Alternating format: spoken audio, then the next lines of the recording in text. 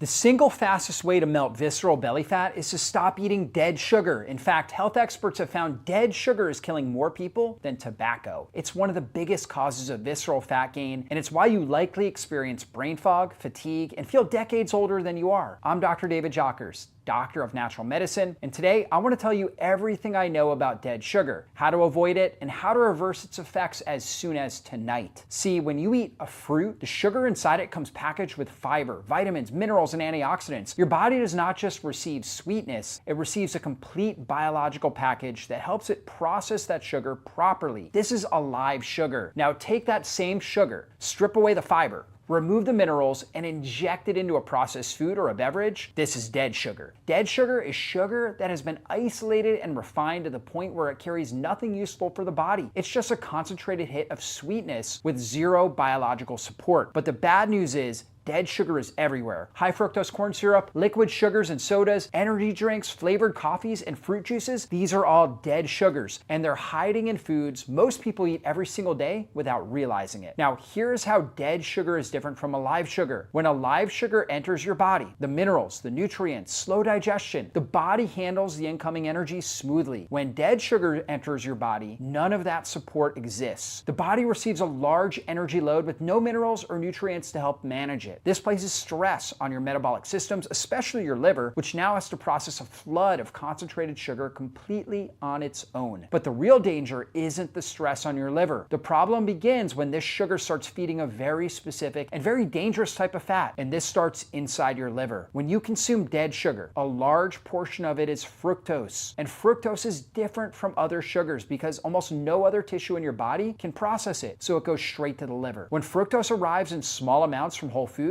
the liver handles it fine. But when it arrives in large, concentrated doses through sodas, packaged snacks, and sweetened beverages, the liver gets completely overwhelmed. And when the liver cannot keep up, it does the only thing it can. It converts that excess fructose into fat. This process is called de novo lipogenesis, which simply means the liver is manufacturing new fat from sugar. Now, this newly created fat does not go to your arms or legs. It does not sit just under your skin where you can see it or pinch it. It accumulates around your liver, your pancreas, your intestines, and your other abdominal organs. This is visceral fat, and visceral fat is nothing like the fat on the surface of your body. It does not just sit there passively. It's metabolically active. It functions almost like a rogue organ inside your abdomen, constantly releasing inflammatory chemicals into your bloodstream. The more dead sugar you consume, the more fructose floods the liver. The more the liver converts to fat, the more visceral fat accumulates, and the more inflammatory signals get released into your body. At the same time, your insulin sensitivity starts to decline. Your cells stop responding to insulin properly. That makes it easier for your body to store even more fat and harder for it to burn any of it. So the cycle locks in. Dead sugar overwhelms the liver. The liver then manufactures visceral fat. Visceral fat drives inflammation. That inflammation worsens insulin resistance, and insulin resistance makes the entire problem worse with every meal. Most people try to fix this by cutting calories or exercising more, but if dead sugar is still coming in, the liver keeps manufacturing fat, and the cycle never breaks. In fact, the cycle gets worse because dead sugar goes beyond just visceral fat, which means the biggest danger starts after the production of that visceral fat. You see, visceral fat is constantly releasing inflammatory chemicals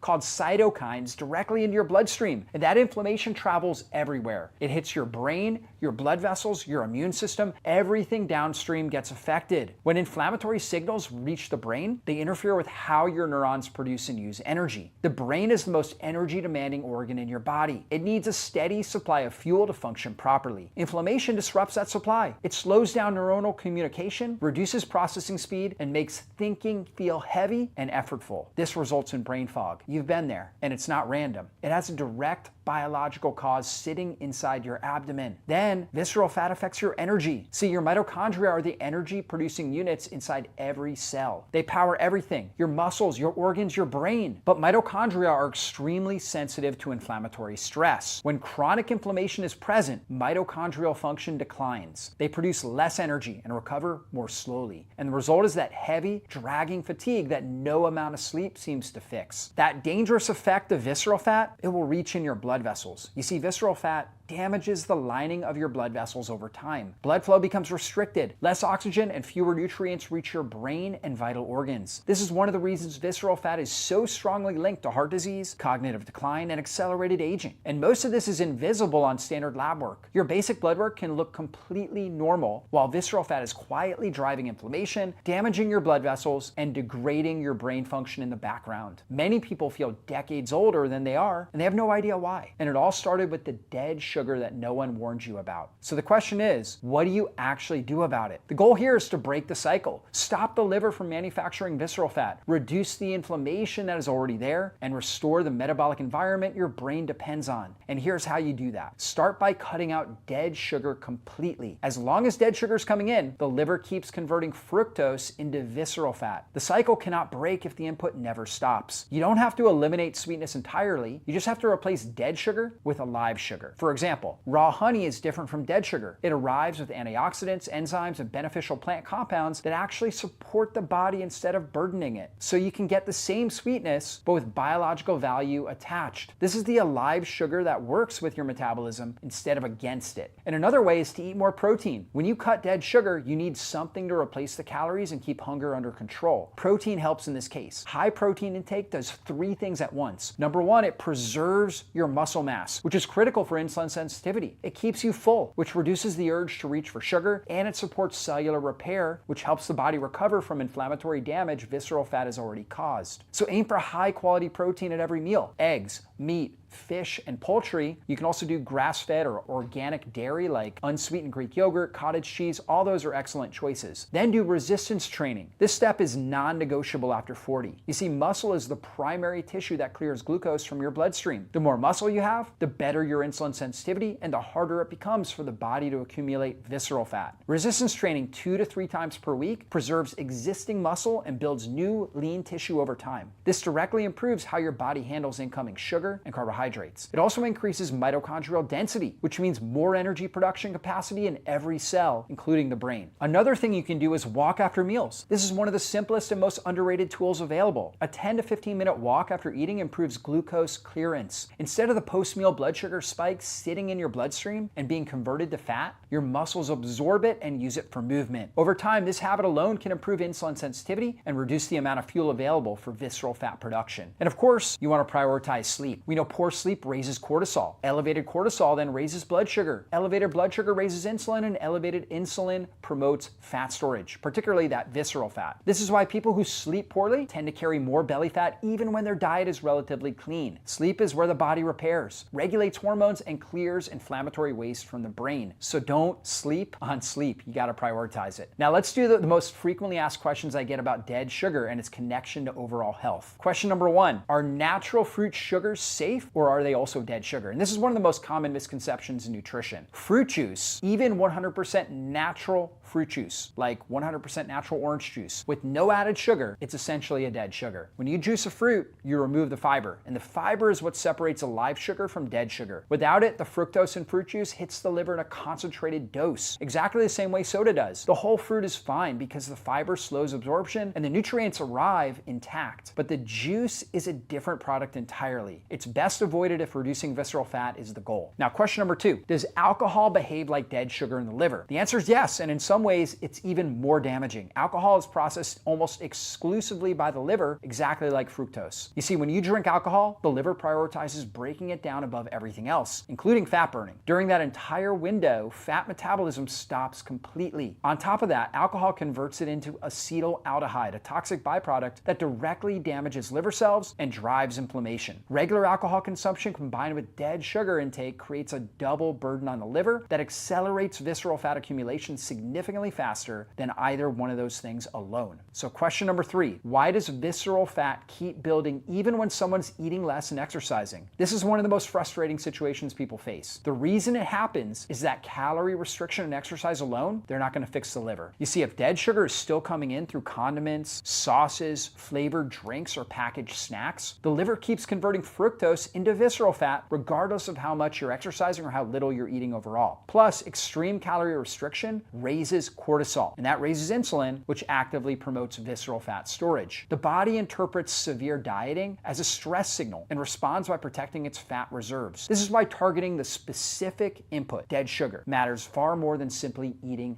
less. So visceral fat is not a willpower problem. It's not simply about eating too much or moving too little. It's a metabolic problem driven by a specific input, dead sugar, that overwhelms the liver and degrades your brain from the inside. The only solution is to give your body the conditions it needs to clear the visceral fat that has been silently driving the problem all along. So now you know the key strategies to burn that dangerous visceral fat. And if you enjoyed this, be sure to check out my full 7-day fat burning quick start guide. I'll have a link in the show notes. Of course, subscribe so you never miss one of these trainings, and drop a comment below and let me know what you're going to start doing today to burn through visceral fat. And of course, be blessed. Okay, let's jump right into this explainer. We're going to upgrade your morning coffee to rebuild muscle after 60. You probably think coffee is just a harmless pick-me-up, but honestly, it might be draining your strength. Here's the scary part. After 60, we can lose up to 8% of our muscle mass every decade. But wait, by adding the right natural ingredients, your daily brew becomes a powerful muscle rebuilding engine. Check out this rapid-fire combo: cinnamon, cocoa, and MCT oil. They instantly unlock circulation, energy, and stable blood sugar. These aren't just theories. Folks like John, Evelyn, and Harold saw massive real-world results in their daily energy. Now this is crucial. Swap those destructive, sugary creamers for complete proteins that actively repair your fading joints. Adding simple milk and collagen powder gives your body the raw structural amino acids it desperately craves. For 70-year-old Robert, that collagen wasn't just some supplement. It literally restored his physical freedom in the garden. The real enemy here is anabolic resistance. Your aging body struggles to build muscle from normal protein amounts. To beat it, you need highly concentrated, quality protein. Whey protein literally sparks a massive 38% muscle increase. Take Helen, who's 67. She just stirred unflavored whey into her cup, regaining firm arms and super steady legs. Next, ground chia seeds. They're a game changer that directly tackles belly fat, inflammation,